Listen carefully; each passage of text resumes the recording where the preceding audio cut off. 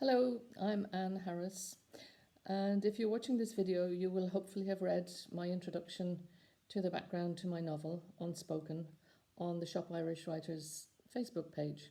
So here I'm just going to give a short extract from the novel. It's a scene where Sinead, the main character, has tracked down her son Ronan, and she receives her very first letter from him. I won't read the whole letter, just snippets. It's actually the real letter that my own son sent to me, and I haven't changed a word.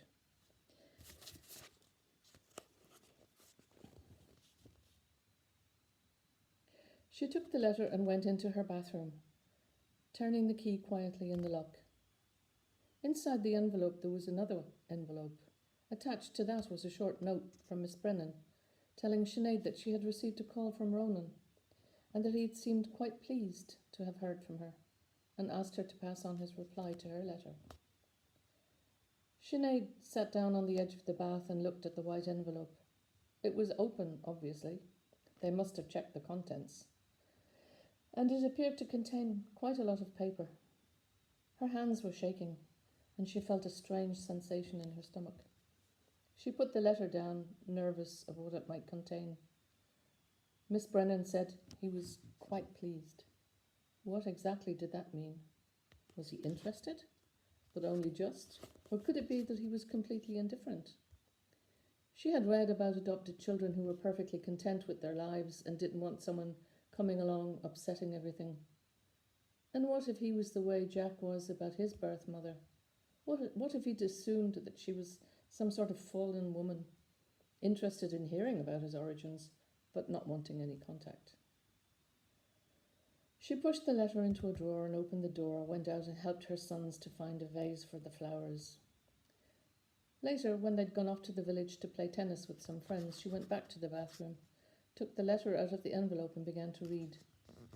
There were pages and pages of foolscap paper, covered in handwriting remarkably similar to her own. Dear Sinead, it began, I am filled with only love, warmth and admiration for you. You have given me a gift greater than any I can ever receive, my life.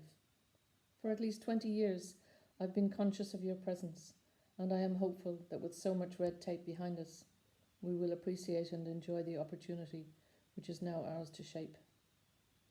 I want to tell you about myself and discuss my hopes and fears about the possibility of contact. Thank you for all the effort from your side. It means a lot to me that someone could go to so much trouble just to know me.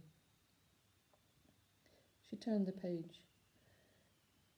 It was eerie to see marks on a page made by fingers that once held me, and to know that this person was the first person to know me or hold me. Sometimes thinking too much about the link between us scares me. I've never felt anything negative or had any hang-ups about my origins. If anything, I've felt fortunate and special and possibly more independent. Not knowing the inherent talents and flaws passed on to me from blood relations leaves my boundaries more open.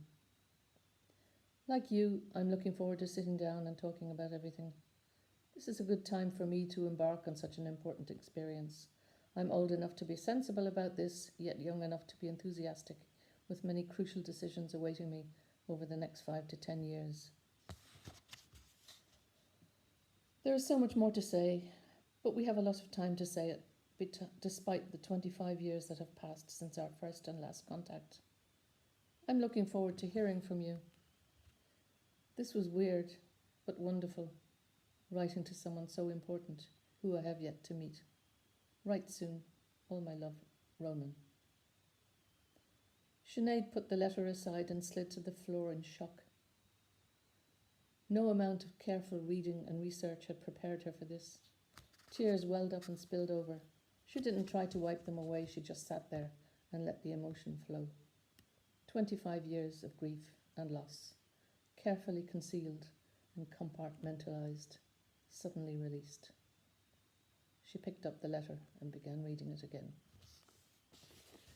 Thank you so much for watching, and I hope you enjoy the book. Bye-bye.